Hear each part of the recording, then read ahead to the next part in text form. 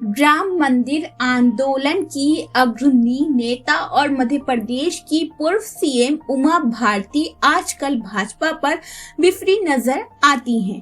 कभी सीएम शिवराज सिंह चौहान के फैसलों पर सवाल उठाती हैं, तो कभी लोधी समुदाय के बीच जाकर कहती हैं, मैं आपसे भाजपा के लिए वोट देने को नहीं कहूंगी। यही नहीं, इस पर सवाल उठे तो उमा भारती ने ट्वीट करके भी दोहराया कि मैंने ऐसा ही कहा था। ऐसे में सवाल ये है कि आखिर उमा भारती और भाजपा के बीच तनाव क्यों है? कभी भाजपा की फायर ब्रांड नेता रही उमा भारती पार्टी पर ही क्यों अक्सर फायर हो रही हैं? बेधड़क और बेबाक बोल के लिए चर्चित उमा भारती 2003 में उभरी थी। मध्य प्रदेश में उन्होंने तत्कालीन सीएम दिग्विजय सिंह के खिलाफ अभियान छेड़ा था और इसी के बाद वे सत्ता में आई थी। हालांकि उनके लिए राजयोग कम दिनों का ही रहा और उनके स्थान पर शिवराज सिंह चौहान सीएम बन गए।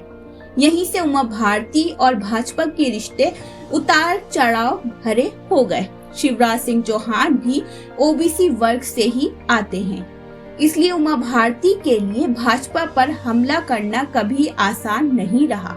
लेकिन लोधी बिरादरी के वोटों पर जरूर वे अपना हक जताती रही हैं। उमा भारती को केंद्रीय नेतृत्व ने भी बहुत ज्यादा तवज्जो नहीं दी है। ऐसे में उनके लिए खुद की जगह बनाना ही एक चुनौती है।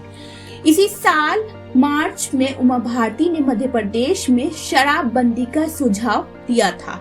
यही नहीं, शराब की एक दुकान पर पत्थर तक मारे थे। इसके बाद पार्टी और उमा भारती के बीच रिश्ते और बिगड़ गए। इस मसले पर शिवराज ने टिप्पणी की तो उमा भारती ने ट्विटर पर कहा कि कभी मेरे सीएम के साथ अच्छे रिश्ते थे, लेकिन बाद में शिवराज ने उनसे सीधे तौर पर बात करना बंद कर दिया। उमा भारती की ये नाराजगी तब और बढ़ गई जब उनके रिश्तेदार प्रीतम सिंह लोधी को पार्टी ने बाहर का रास्ता दिखा दिया। लोधी ने ब्राह्मण बिरादरी के खिलाफ टिप्पणी की थी। तब से ही उमा भारती लोधी समुदाय के बीच जा रही हैं। माना जा रहा है कि उमा की नाराजगी और प्रीतम को बाहर का रास्ता दिखाने से बिरादरी में भाजपा के खिलाफ नाराजगी हो सकती है। मध्य प्रदेश में 50% आबादी ओबीसी वर्ग की है। इनमें लोधी समुदाय का बड़ा हिस्सा है। इस बिरादरी की खास तौर पर बालाघाट, सागर, होशंगाबाद, शिवपुरी और सिवनी जैसे इलाकों में अच्छी आबादी है। अदावत को इससे भी समझ सकते हैं कि पार्टी से बाहर किए जाने के बाद प्रीतम लोधी ने शिवपुरी में एक रैली निकाली थी। इसमें हजारों लोग शामिल हुए थे। यहाँ तक कि होम मिनिस्टर नरोत्तम मिश्रा और प्रदेश अध्यक्ष वीडी शर्मा के खिलाफ नारेबाजी भी की गई। दोनों ही ब्राह्मण नेता हैं।